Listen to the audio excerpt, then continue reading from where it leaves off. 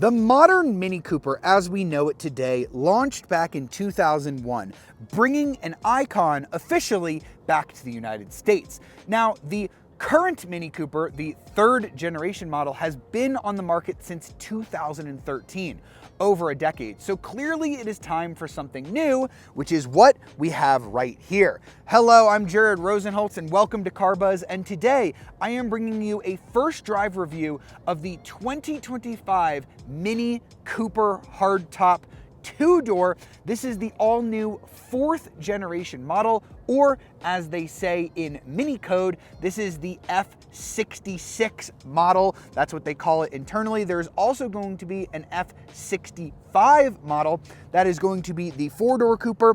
That one is going to be available a little bit later, but this two-door, or technically three-door because it's a hatchback model, is now arriving at dealers now. I'm gonna be one of the first people to get to drive this all-new Cooper because I am at a very special event called Mini Takes the States. We have hundreds of Mini owners. As you can see, there are hundreds, if not thousands, of Coopers, Countrymans, Clubmans lining up. We are currently at Balloon Park in Albuquerque, New Mexico. We are actually going to be driving this and other Mini Coopers through New Mexico, Colorado, Utah, so I'm going to be getting a ton of seat time in this all-new 2025 model. And since it has been over a decade since Mini launched a brand new Cooper, this is a pretty big deal. So the first thing that you need to know about the 2025 Mini Cooper is that there's actually two brand new Coopers, and they are very different. This is the gas model. This is the one that we are definitely getting in the United States. Deliveries have already started at Mini dealerships around the United States. There is also going to be an electric vehicle. Even though they look the same, they actually ride on completely different platforms. They're built in completely different factories. This one is built at the Oxford plant in the UK. The EV is built in China, and we know there's a lot of trade issues with China right now, so it seems highly unlikely that the electric Cooper is going to be coming to the United States. Still unconfirmed, but it seems pretty likely.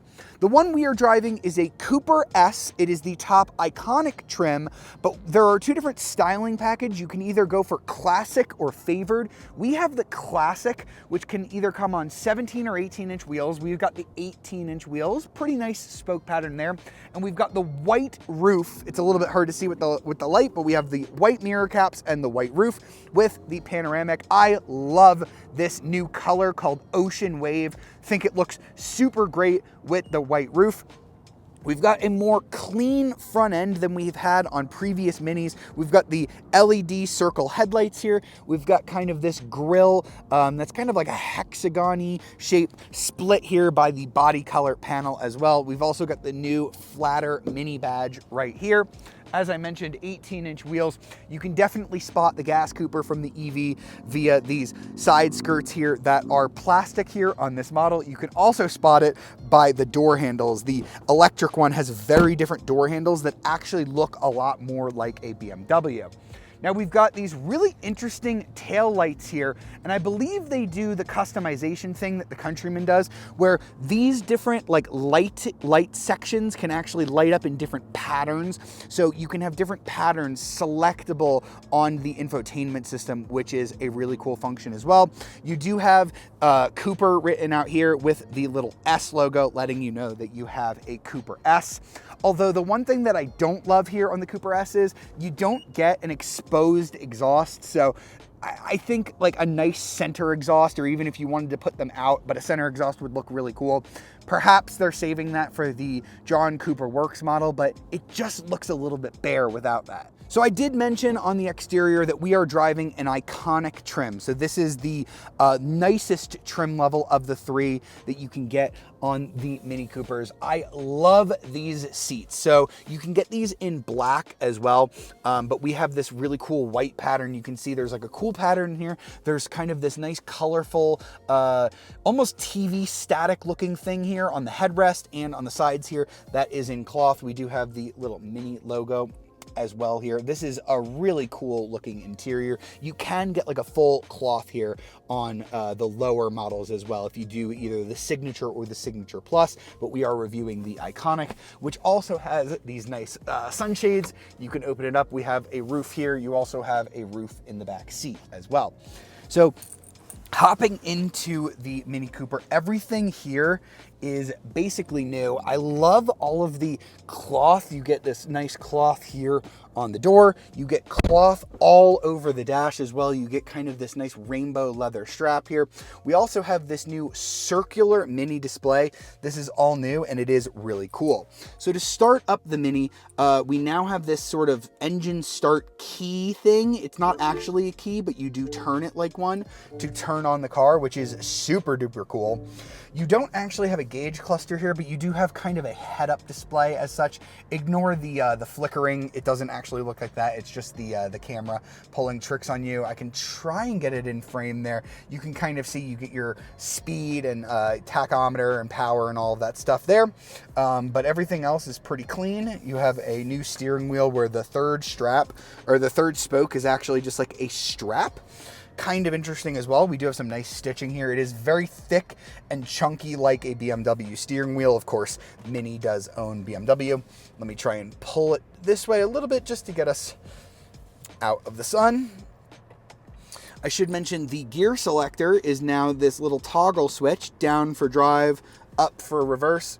Gets us our backup and 360-degree cameras. This is something I have been begging Mini to put on their cars.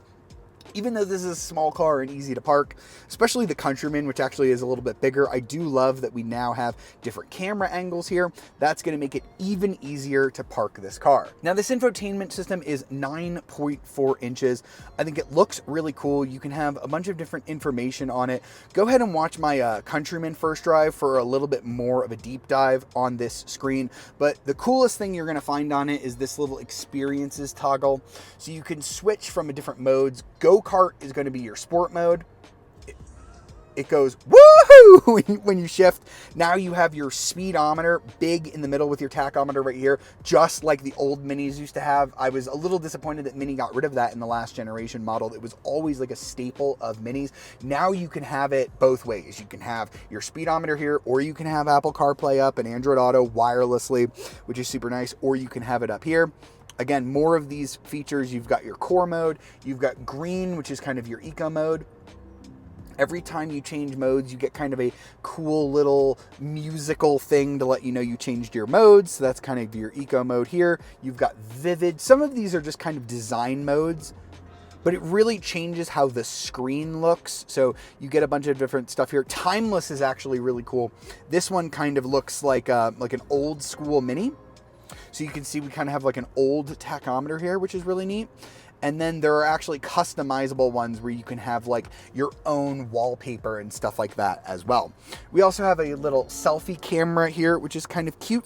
We do have a really nice wireless charger. It has the same as the BMW X1, like a little strap here, so your phone won't roll off of it. I think that's a really nice feature. Really easily accessible cup holders, and actually a nice storage area here, although it is not covered and there doesn't seem to be any way to open up this armrest either. So in terms of storage, decent, but you know, the Countryman has this little box here where you can actually kind of hide stuff. The two-door Cooper does not have that. Now, I will say, if you are planning to put people into the back seat, you might want to wait for the 5-door Cooper, because the 3-door here, definitely a tight squeeze in terms of rear legroom. You're only going to get 2 people back here.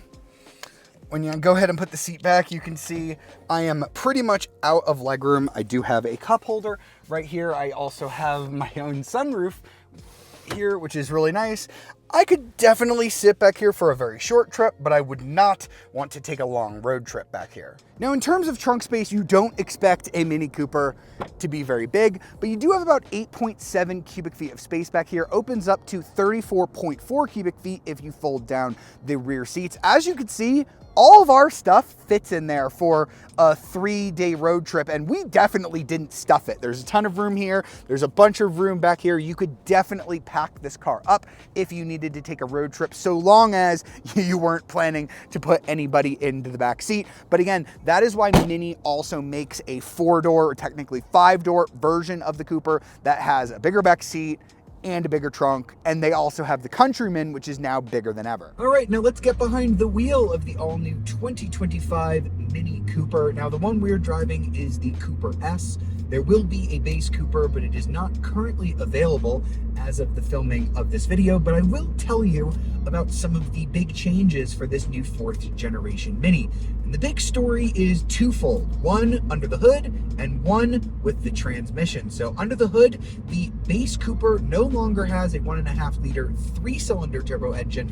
All Coopers now get a 2-liter 4-cylinder engine with a turbocharger, and the power is significantly up with that extra cylinder. You now get 161 horsepower instead of 134 horsepower. So that's a pretty sizable jump there. 0 to 60 is about 7.4 seconds in that model. So if you're not trying to win any drag races with your Mini, the base one should be just adequate. But we are driving the Cooper S. So same 2-liter turbocharged 4-cylinder engine, now making 201 horsepower and 221 pound-feet of torque. And the 0 to 60 time is now just 6.3 seconds. I'm going to actually go ahead and put it into go-kart mode as it starts raining here in the middle of the desert to kind of extract a little bit more fun out of this car. And it definitely wakes the car up quite a bit. As you can hear, there is quite a bit of engine noise, although I should be honest with you, it's not all engine noise. There's definitely quite a bit of pumped-in sound here. When I drove the Countryman John Cooper Works, there was quite a lot of fake exhaust popping as well. It would use the speakers to simulate the burbles from an exhaust. I don't have any of that here in the Cooper S. Perhaps they are saving that only for the John Cooper Works models, so that is a probability as well. The other thing that I should mention that is different about this new Cooper is no more manual transmission. Last year was the last year you were able to get any Mini Cooper with a 6-speed manual transmission. They all use this 7-speed dual clutch transmission now, which honestly, I gotta say, it's a really good transmission. When you kick it down, it gives you those gears that you want.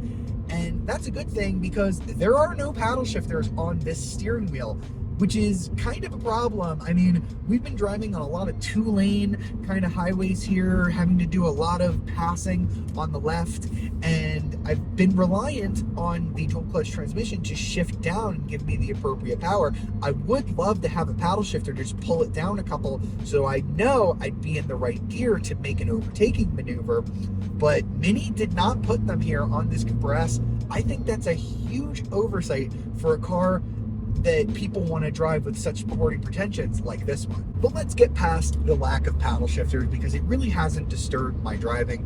We are driving on some beautiful mountain roads between New Mexico and Colorado, and the Mini Cooper is always been just one of the most fun vehicles you can drive.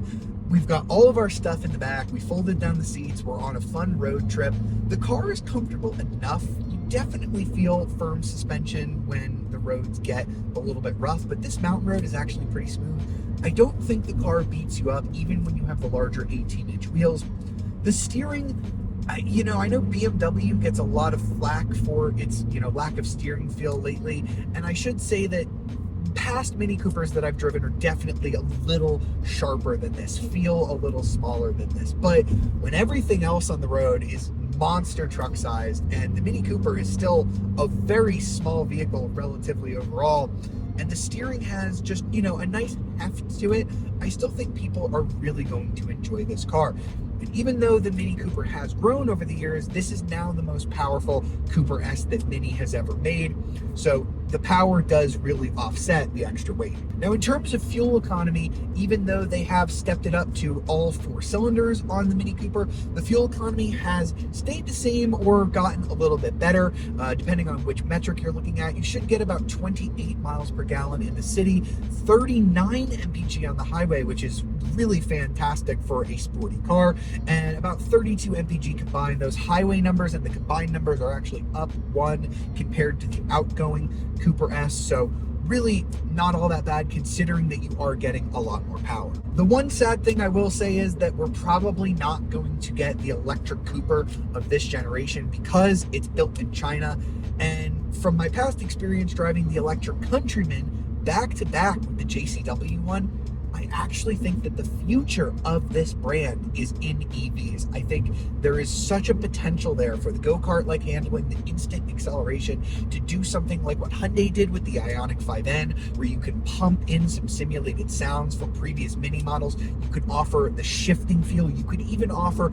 a simulated manual transmission, and then you wouldn't have to worry about emissions. I think all of that could really make Mini such a compelling product as we head into the EV future, but sadly, because of where Mini decided to build that electric Cooper in China, it just probably isn't going to work here.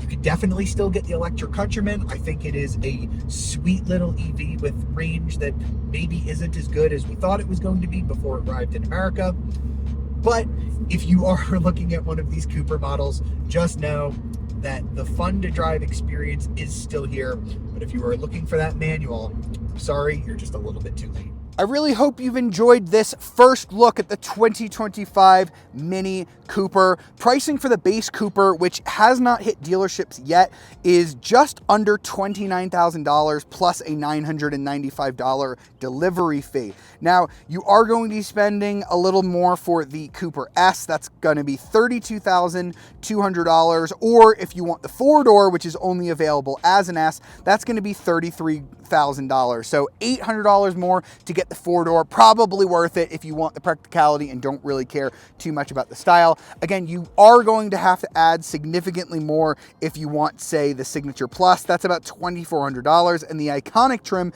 that we were driving is about $4,100 more than a base Cooper. Anyway, I think the Mini Cooper is what it always was. It's a small car, definitely for a niche customer who really wants the quirky styling, who wants to live the Mini lifestyle, who wants to go on road trips like Mini takes the States and have their car be a part of their personality. It's not for everybody, but it definitely is an exciting car. Yes, a Volkswagen GTI is bigger and faster, but that really just isn't the point of the Mini Cooper. The whole point of the Mini Cooper is personality and expression and coolness. And I think that this new Cooper S does things in a really unique way. It has, I think, the nicest interior we've ever seen on a Mini, and it definitely has the best technology that we've ever seen on a Mini. So if you're currently driving a 3rd generation or 2nd generation Mini Cooper and you just want something that feels that little bit more modern, this new 2025 model is definitely going to fit the bill. Hope you've enjoyed this review. Be sure to like, subscribe, and ring that notification bell to be alerted of our latest videos. And if you want to read my full review on the 2025 Mini Cooper, be sure to check out carbuzz.com. I'll see you next time.